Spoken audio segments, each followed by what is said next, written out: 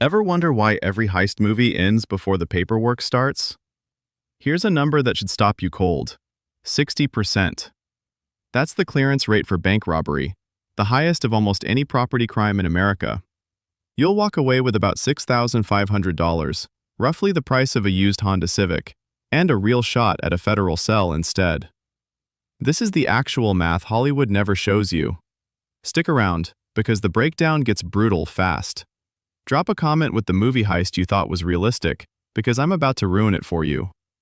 This video is strictly for entertainment and educational purposes. Everything presented here comes from publicly available FBI data, federal court records, and criminology statistics. Nothing in this video is financial advice, legal advice, or encouragement to commit any crime.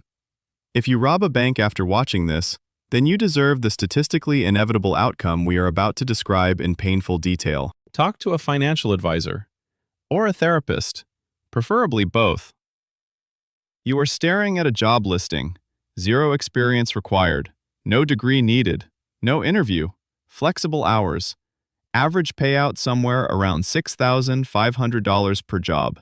That sounds decent at first glance, but now factor in a 60% chance of ending up in a concrete box and an hourly rate that makes a gas station cashier look like a hedge fund manager. Welcome to bank robbery, the single worst small business in America. We start with how much money bank robbers actually steal. Hollywood sold you a gorgeous lie over the last 40 years. Slick suits, vault doors swinging open, duffel bags fat with crisp hundreds, Heat, Point Break, The Town. Great movies, but terrible financial planning documents. According to FBI bank crime statistics, the average take from a bank robbery is roughly $6,500. That is approximately the price of a used 2012 Honda Civic. You are risking a federal sentence for a Honda Civic. In 2021, the FBI reported roughly 1,900 bank robbery incidents nationwide. Total losses across all those incidents were in the tens of millions. Most robbers never touch a vault, because very few robberies involve vault access at all. The overwhelming majority target the teller drawer, and that drawer is typically limited to between $5,000 and $8,000 in cash.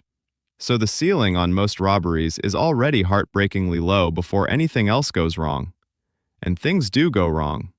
Demand note robberies are the most common type, and they yield the lowest average take. We are talking roughly $3,000 to $5,000.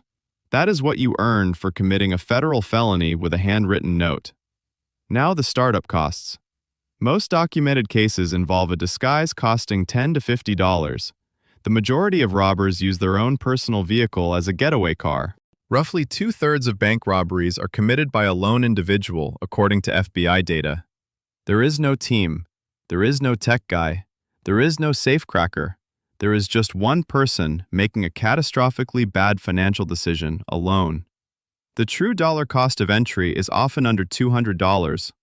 That cheapness should terrify you, because when the barrier to entry is this low, the competition is the entire federal law enforcement apparatus. Every hour of preparation creates traceable data: cell tower pings, surveillance footage near the target location, search history on personal devices, purchase records at local stores. The evidence footprint begins long before the crime itself. If a firearm is involved, which occurs in a significant share of robberies, then you just triggered enhanced federal sentencing provisions. Under federal law, brandishing a firearm during a crime of violence adds a mandatory minimum of 7 years. Discharging it adds a mandatory minimum of 10 years. And those sentences run consecutive to the underlying robbery charge. That means you cannot serve them at the same time. So the startup cost in dollars is almost nothing, but the startup cost in exposure and legal liability is enormous. Now, what happens to the money after you get it? This is the part almost nobody thinks about. Stolen bank cash is often contaminated, tracked, and recorded before you even touch it.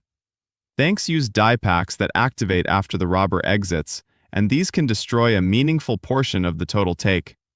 They also use GPS tracking devices hidden in the cash stack, and they use bait bills with pre-recorded serial numbers. Those serial numbers enter a federal database the moment the robbery is reported. Every time one of those bills surfaces at a bank or a major retailer, a flag goes up. So many arrests happen days or weeks later when marked bills appear, not during the robbery itself. Now let us do the subtraction. You took $6,500. DiePack losses remove a chunk of that. Bait bills are too risky to spend directly. If you somehow know how to launder small amounts of cash, and most robbers absolutely do not, then you face steep discount rates. After all the friction, your $6,500 take becomes roughly $2,500 to $4,000 of usable money. Let us be generous and call it $3,000. Depositing cash creates its own problems too. Any deposit over $10,000 triggers a currency transaction report. And if you break it into smaller deposits to avoid that threshold, then that is a separate federal crime called structuring. It carries up to 5 additional years, which means you commit a new felony just by trying to put your robbery money into a bank account. Now the number that really matters, the arrest rate. Bank robbery has one of the highest clearance rates of any property crime in America. The FBI reports a clearance rate of roughly 60% in recent data. That means 6 out of every 10 bank robbers are identified and arrested. Compare that to burglary, which has a clearance rate around 14%. Bank robbery is practically designed to get you caught. There are mandatory surveillance cameras in every FDIC-insured institution. There are federal task forces dedicated specifically to bank crimes. There are license plate readers covering most major roads near commercial banking districts. High-definition footage of your face exists from multiple angles within seconds of entry. The math becomes truly devastating for the serial robber when you look at compounding probabilities. If your odds of getting caught on any single robbery are 60%, then those odds compound with each attempt. After 2 robberies, cumulative arrest probability climbs to roughly 84%. After 3, about 94%. And after 5 attempts, you are at 99%. Mathematical certainty stops being a metaphor and becomes a calculated outcome. When you are caught, the federal system does not play around. The federal conviction rate, once charges are filed, exceeds 99%. Federal prosecutors do not bring cases they expect to lose. The base federal sentencing guideline range for bank robbery starts at 0 to 25 years, depending on circumstances. The average time actually served in federal prison for bank robbery is approximately 6 to 7 years. That comes from the United States Sentencing Commission. With a firearm enhancement, the consecutive mandatory minimum alone is 7 years. With injury to any person, sentences escalate dramatically. And federal sentences require you to serve at least 85% of the time imposed. We have all the variables now, so let us calculate what this channel exists to calculate. Your risk-adjusted hourly wage as a professional bank robber. Your usable net take per robbery is roughly $3,000 after all losses. Planning and execution time runs between 10 and 40 hours per job. But those hours are not your real cost. Your real cost is prison time weighted by arrest probability. An average sentence of 7 years equals roughly 61,320 hours. Multiply that by the 60% arrest probability, and your expected hours lost to prison per robbery comes to about 36,792. Now divide $3,000 by 36,792 hours. Your risk-adjusted hourly rate as a bank robber is approximately 8 cents per hour. The current federal minimum wage is $7.25 per hour. A starting crew member at most fast food chains earns $12 to $15 per hour. Your risk-adjusted return from bank robbery is roughly 90 times lower than minimum wage. A 15-year-old lifeguard at a public pool earns more per hour with better benefits and significantly fewer SWAT teams involved. Even if you beat the odds and never get caught, the pure labor rate is $3,000 divided by maybe 20 hours of actual work. That gives you $150 per hour, which sounds almost reasonable in isolation. But that number is a fantasy because it ignores the 60% probability of losing the better part of a decade. Expected value calculations are the entire point of risk analysis. For the serial robber attempting 4 jobs, the math collapses even further.